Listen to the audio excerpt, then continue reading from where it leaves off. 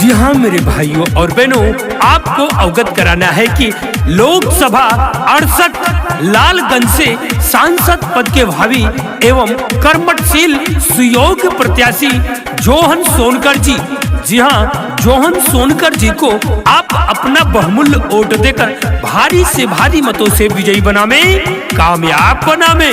जी हाँ, अनुसूचित मोर्चा 68 लोकसभा लालगंज से जोहन सोनकर जी को भारी मतों से विजयी बनावे।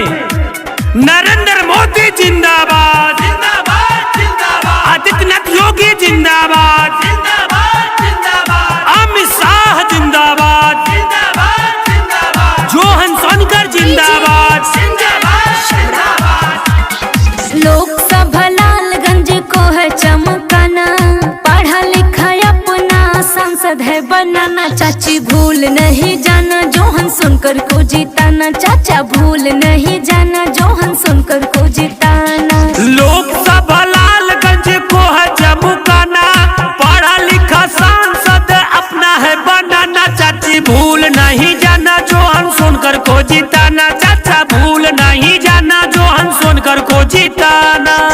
जी हाँ मेरे भाइयों और बहनों, 68 लोकसभा लालगंज को सुंदर स्वच्छ बनाने के लिए, सरकारी हर योजना का लाभ पाने के लिए आप सांसद चुने जोहन सोनकर जी को।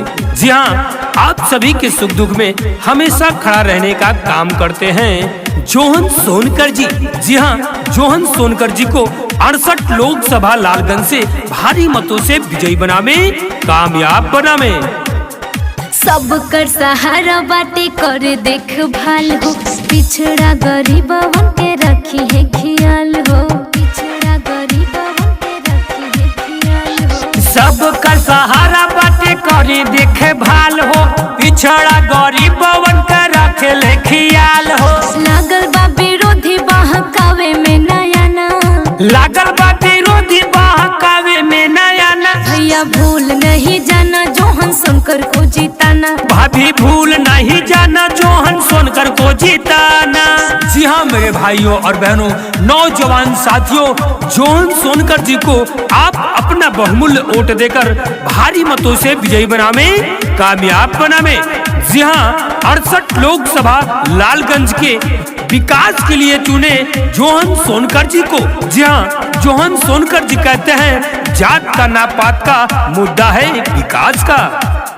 लोकसभा लालगंज में योजना है आई, रोड नाली सब बनी कुछ न छुटाई, रोड नाली सब बनी कुछ न छुटाई। लोकसभा 68 में जब योजना आई, रोड नाली सब बनी कुछ न छुटाई। बिजली शिक्षा पानी बेटर जदी है पाना, जोहन सोनकर जी को है विजयी बनाना। दादी भूल नहीं जाना जोहन भैया को जिताना, दादा भूल नहीं जाना जोहन भैया को जिताना।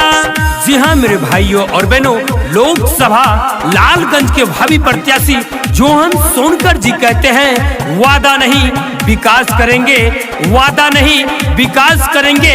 हिंदू हो चाहे मुसलमान, सबका सम्मान करेंगे, सबका सम्मान करेंगे। जी हाँ, जोहन सोनकर जी को भारी मतों से विजयी बनावे, कामयाब बनावे। जवन की हो कैले नहीं कई के दिखाई है, कवनो परेशानी होई दौड़ल चली आई है, कवनो परेशानी होई दौड़ल चली आई है। जवन केहू कैले नहीं कई के देखाई है, कौनो परेशानी होई दौड़ल चली आई है। भैया पिंटू प्रेमी काहे साथ है निभाना, आरती अनिल काहे साथ है निभाना। दीदी भूल नहीं जाना जोहन सोनकर को जिताना, बहना भूल नहीं जाना जोहन सोनकर को जिताना। जी हाँ मेरे भाइयों और बहनों, 68 लोकसभा लालगंज के भावी एवं कर्मठ संघर्षशील प्रत्याशी जोहन सोनकर जी हाँ, कंधा से कंधा मिलाकर चलने वाले, आप सभी के सुख दुख में साथ देने वाले जोहन सोनकर जी को आप अपना बहुमूल्य वोट देकर भारी से भारी मतों से विजयी बनावे, कामयाब बनावे। जी हाँ, कलंदर संगमरमर के मकानों में नहीं मिलते, कलंदर संगमरमर के मकानों में नहीं मिलते। जोहन सोनकर जी वो देसी घी हैं जो किसी बाजारों में नहीं मिलते, बाजारों में नहीं मिलते। जिया लोकसभा 68 लालगंज से भावी प्रत्याशी जोहन सोनकर जी को अपना बहुमूल्य वोट देकर भारी से भारी मतों से विजयी बनावे, कामयाब बनावे।